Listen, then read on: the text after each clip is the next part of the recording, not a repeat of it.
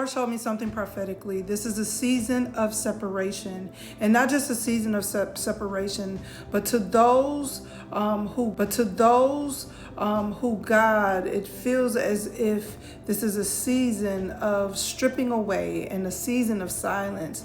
God wants you to learn to live in the silence of who He is. I'm talking to the person who knows and feels that you've been walking in the right direction with God. You've been doing all that you can to do, that God has instructed you to do. You have been obedient, and it feels as if God just went silent on you.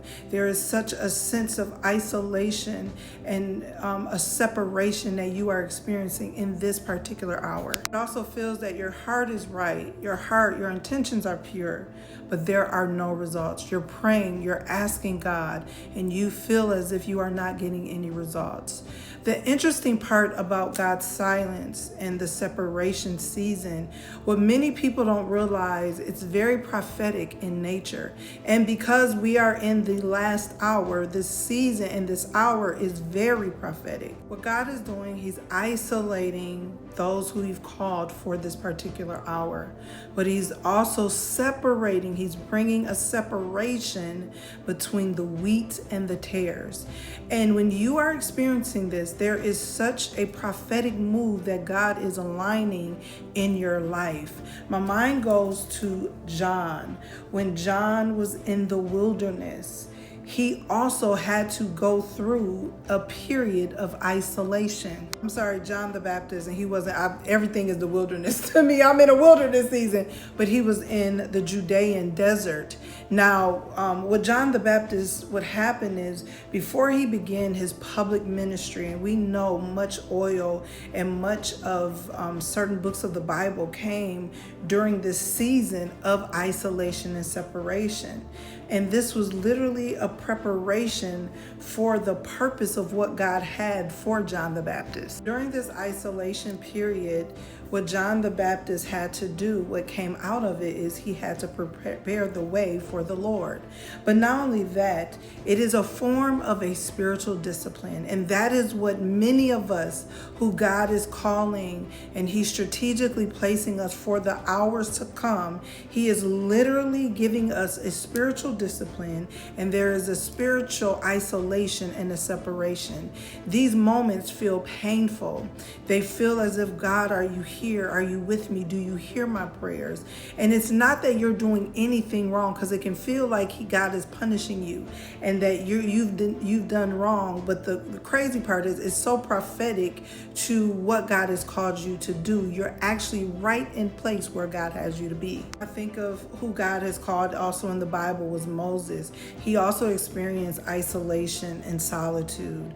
And I believe he was on Mount Sinai. God called him to Mount Sinai, and that was really crucial for what God had planned for him. And not only that, crucial for receiving God's demand. Even Jesus, remember when Jesus went to the wilderness, that was a time where that was solitude with Jesus.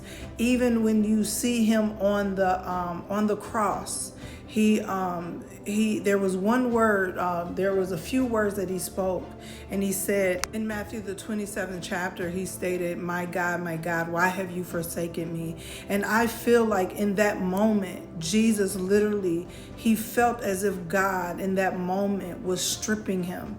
And he felt right in that moment the silence of God, where he know that he was doing the will of the Father, but in his humanity, in that moment, it felt painful, it felt wrong, but he actually was right where he was supposed to be. And God showed me that many of us, I'm experiencing right now, that's why I can talk about it. Many of us are experiencing that exact thing in the spirit realm, but God wants to teach us to learn patience and just persistence. But not just that, there is a part where you come where your faith has to be elevated in a place when God gets ready to release his people, and when God is getting ready to use you and he needs you to grow up in a place. There is a sense of faith. There is a large portion of faith that we must gain through Jesus. And God, oftentimes, he strips us in these seasons, and it feels absolutely terrible. It's almost like agony, like you're screaming, God, are you here? Do you hear me? And it appears as if God is not listening. He ain't hearing you. It's like, miss me with that. And it tries to bring so much discouragement to your life and to your spirit. But please note that this is a prophetic moment designed by God, that he has not left you. He's actually right there walking with you on the side. And he's strengthening you even in the midst of that. But there are seasons where you must understand that if you feel like you haven't heard God, go back to what did he last tell you, and stay. You have to stay where whatever he last told you, that is where he wants you to stay. If he's not saying nothing in that season and you're walking through such silence, know that God is still operating in the background, that he's pivoting things, that he's doing chess pieces so this prophetic moment will align with your purpose and your destiny. It's what I call a mystery season that is always assigned to your life. So learn to live in the silence of God. I know it can be painful, but the silence of God is huge. It's big. It's transformative. And know that whatever it is, it's always for our good. It's never to harm us. And I think our humanity makes it feel as if this is going to harm me. I'm going to not do something. I'm in the wrong place. But that is your humanity. No. You have to learn to live in the silence of your Father. It's like you putting your trust in your natural father on earth or your natural mother on earth.